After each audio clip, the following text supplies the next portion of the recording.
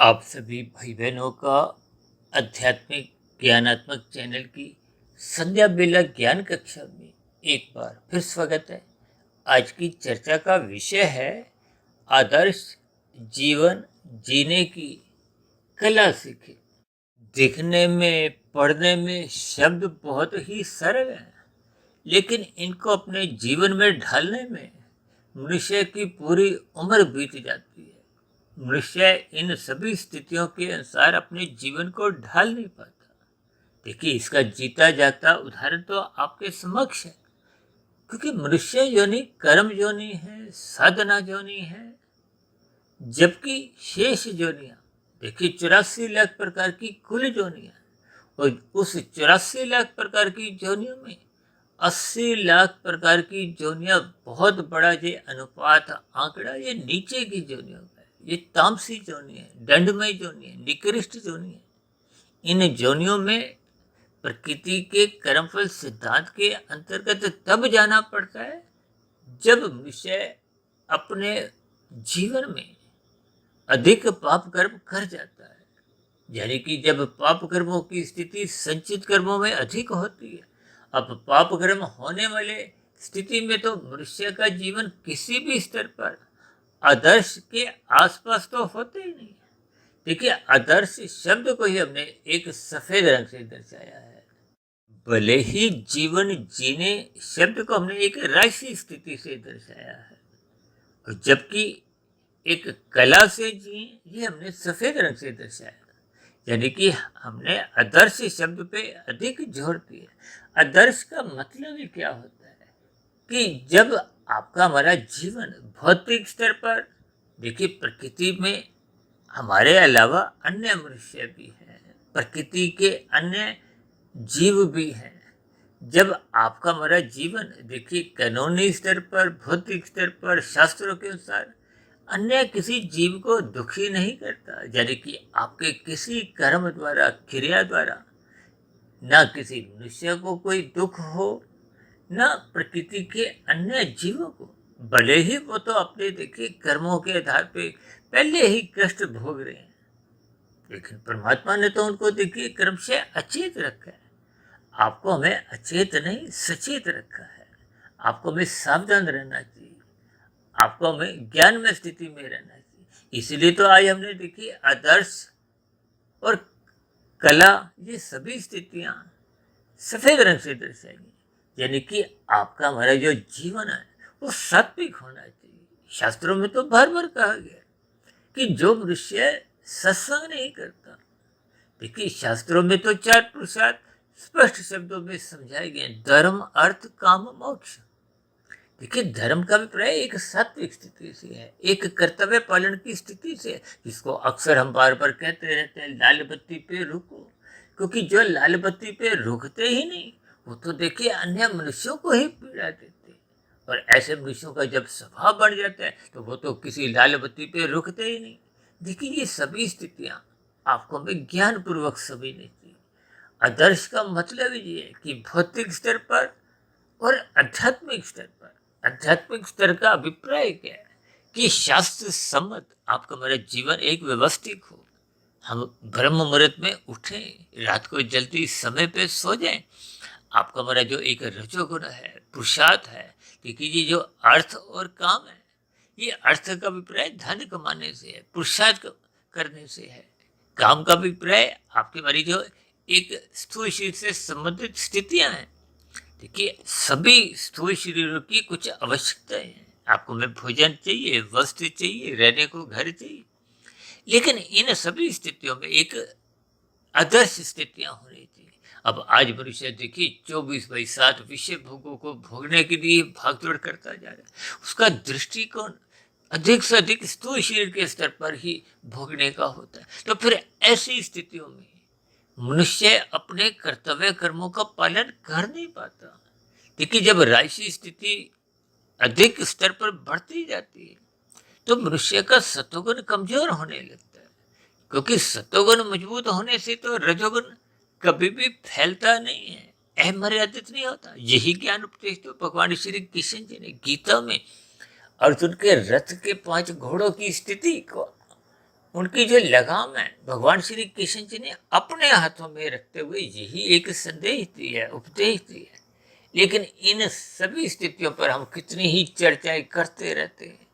देखिए गीता पे तो कितने ही प्रवचन प्रतिदिन भारत में नहीं विदेशों में भी होते हैं। लेकिन उन सभी स्थितियों को आप और हम अपने जीवन का हिस्सा नहीं बनाते, यानी कि आपके हमारे जीवन में एक आदर्श स्थितियां बन नहीं पाती। देखिए भौतिक स्तर पर सफल होना भले ही एक अच्छी बात है, लेकिन भौतिक स्तर पे उन्नति हम जितनी भी करते हैं, जितनी भी उपलब्धियां हासिल कर देते हैं धर्मानुसार कानून के अंतर्गत भी, वो तो मरने के साथ ही समाप्त समझी जाती है। देखिए राशि स्थितियां जितनी भी होती हैं इनका संबंध तो देखिए स्थूल शरीर के स्तर पर है, मन के स्तर पर ही। जबकि कारण शरीर में जब तक आप और हम शुभ संस्कार बनाते नहीं है, जिसके लिए आपको हमें मनुष्य जोनि का एक अवसर मिला है, क्योंकि शुभ संस्कार कारण शरीर में बनने से ही कारण शरीर क्रम से शुद्ध होता है और उसकी बुरी परछाई फिर आत्मा पे पड़ती ही नहीं, क्योंकि कारण शरीर की ही परछाई, देखिए परछाई का मतलब ये तामसी राशि स्थितियों से। हालांकि रजोगुण की स्थिति के तो देखिए कोई निंदा नहीं की जाती, तमोगुण की तो निंदा की गई। तमोगुण का यहाँ अभिप्राय निषेधात्मक स्थितियों से है, कानून का उल्लंघन करने से है, शास्त्रों के विरुद्ध जो निषेध स्थितियां समझाई गई हैं। अब भगवत पुराण में तो स्पष्ट शब्दों में ही 5 स्थितियों का वर्णन आता है। दूध कीड़ा, मदपान, स्त्री संग, हिंसा और अनीतिगत कार्यों से कमाया गया धन। आज मनुष्य इन तामसी स्थितियों में अपने आप को स्थित करते हुए कोई लज्जा महसूस नहीं करता, तो फिर उसका जीवन पाप कर्मों की ओर सहज ही बढ़ने लगता है। देखिए इन सभी स्थितियों में जब आपकी हमारी इच्छाएं 24/7 होती हैं, तो धन कमाने में भी आपका बड़ा लोभ, संग्रहवृत्ति जगने लगती है। ये संग्रहवृत्ति तामसी स्थितियां उत्पन्न करती हैं, कानून का भी उल्लंघन करती है, शास्त्र विरुद्ध भी निषेध कर मनुष्य कब कितने कर जाता है। देखिए हम कोई भी कार्य करते हैं सकाम भाव से, उसका कर्माशय बनता है, संस्कार बनते हैं, और यही बना हुआ कर्माशय संस्कारों की मरते समय जैसी स्थितियां होती हैं।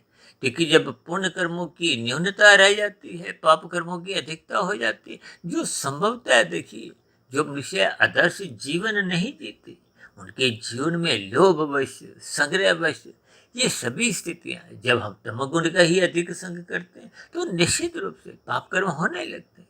देखिए रजोगुण में तो आपकी हमारी बुद्धि धुंधली होती है, धुंध में अधिक दूरी का नजर नहीं आता कि जो कर्म आज हम कर रहे हैं भविष्य में उसका क्या परिणाम आएगा। इन सभी स्थितियों से आपको हमें कुछ ज्ञान लेना चाहिए। देखिए जैसे हम शाम को अंधकार होते ही प्रकाश करते हैं ताकि तन के स्तर पर आपको में रखी हुई वस्तुएं नजर आए, इसी तरह मन के स्तर पर भी आपको में ज्ञान में स्थिति में रहते हुए अपने बुद्धि का बल्ब जगाना होगा, विवेक शक्ति जगानी होगी। ये विवेक शक्ति जगने से ही आपका हमारा आदर्श जीवन बन पाता है। मनुष्य समय पे रात को सो जाता है, ब्रह्म मुहूर्त में उठ जाता है, गुरु के प्रवचनों को सुनता है, शास्त्रों के अनुसार अपनी दिनचर्या अनुशासित व्यवस्थित कर लेता है, जिसके फलस्वरूप दिन में रजोगुणी स्थितियां मनुष्य को विचलित नहीं करती, प्रोत्साहित नहीं कर पाती, और मनुष्य अपना रजोगुण मर्यादित रखता है, जिसके फलस्वरूप तमोगुण में गिरने का तो प्रश्न ही नहीं होता। इन सभी स्थितियों पर विचार करते हुए हम सभी भाई बहनों को अपने मिले हुए जीवन में आदर्श स्थितियों का ही संग करना है। सतोगुण की स्थिति मजबूत करते हुए ये धर्म, अर्थ, काम, मोक्ष की जो एक स्थितियां हैं, अर्थ और काम को धर्म की चार दीवारी के भीतर ही रखना है, ताकि आपका हमारा क्रमशः योग की स्थितियां, ये मोक्ष की स्थितियां, यानी कि आध्यात्मिक उन्नति की दिशा की ओर आप और हम क्रमशः अग्रसर हों।